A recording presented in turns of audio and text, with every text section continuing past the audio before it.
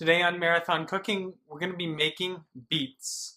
Super nutritious, super carbohydrate dense, if not the best running food, one of the best running foods.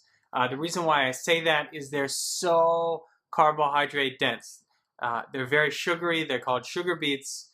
However, they give you a lot of energy for a long time.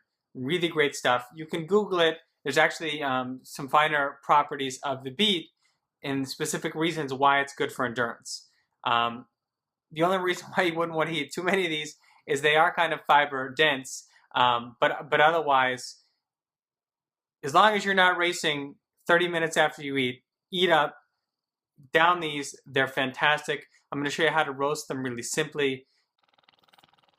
First thing, buy the biggest beets you can. It's going to cut down on your work. The reason why we peel the beets ahead of time instead of boiling them and then peeling them afterwards is because when I pull this out of the oven, I want to eat it. So I'm going to get this to a state where it's going to be beautiful and edible as soon as I pull it out of the oven. If you boil them, you can't eat it when it's done boiling. You got to go through all this work. So I get a knife. I get the end of the beet where the stem meets it, and I'm going to cut down through it. You're going to need quite a sharp knife. It's going to reveal some beautiful color. Now, you're going to get a peeler, and you're going to get a fork. You're going to jam the fork into the beet, right in this part here, and you're going to hold on to the beet like that. The reason why you're going to do that is it's going to help you hold on to the beet so you don't cut your fingers and you get the whole thing peeled. Grab your peeler, and then you're going to stand over the trash and go ahead and you're going to peel it strip by strip until it's done. Once you get the hang of it, you'll peel them really quickly. You may need to cut a little bit of the tip off of the beet, but otherwise you're going to keep most of the beet intact except for the fact that you're going to be peeling it. All the skin you're going to discard because you're going to get rid of that if you boil them anyhow. I'm teaching you how to get rid of it at the start. That way you can cook it and it's going to absorb the flavors of what you cook it with, and you'll be able to roast it and enjoy the beautiful beet as soon as it comes out of the oven. Now this is my peeled beet. It's a thing of beauty. It's very big. You don't want to roast it like this. It might roast unevenly. You might have the center take forever to get done.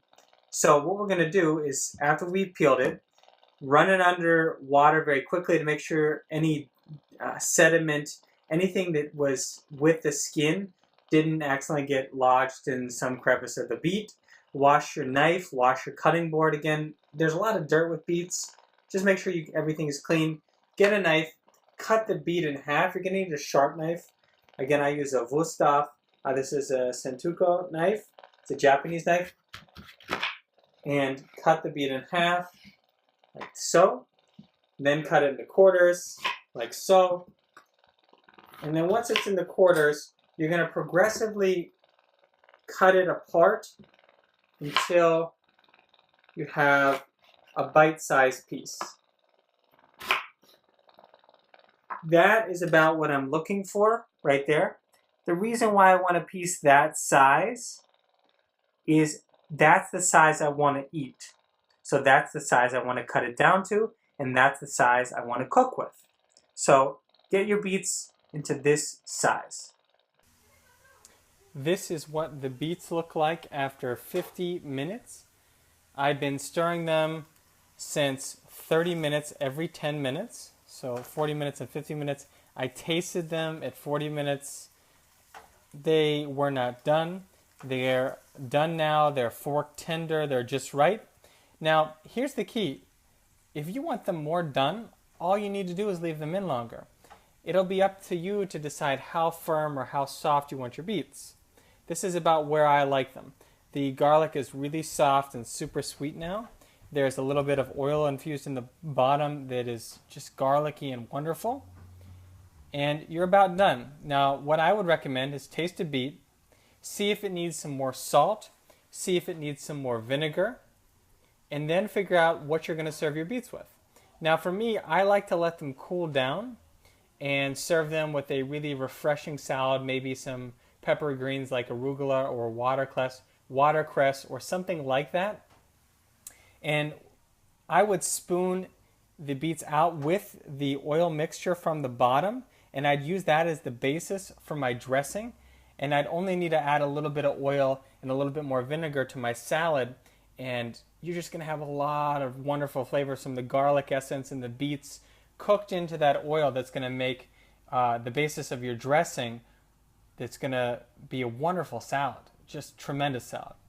Now, I'm a little short on time, and I don't have any greens. So what do? I'm going to grab some baby spinach right there, and I'm just going to throw it into this pan on the stovetop.